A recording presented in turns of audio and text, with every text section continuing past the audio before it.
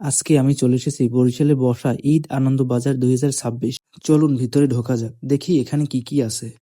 ভিতরে ঢুকতেই দেখা যাচ্ছে একটা দোকানে।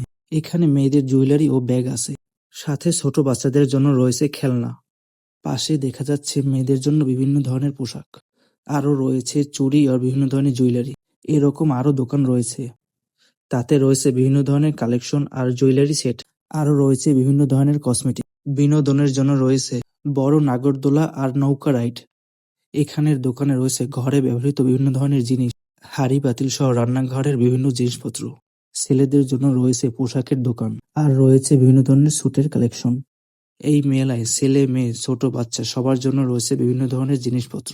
এখানে রয়েছে বিভিন্ন ধরনের আচার আর মিষ্টি ক্যান্ডি। মেলার লোকেশন হচ্ছে বরিশাল সদর বাংলা বাজার, পুলিশ হাসপাতালের সামনে। এই মেলাটা ৩ মাস চলবে, তাই সময় পেলে আপনারাও ঘুরে যেতে পারেন।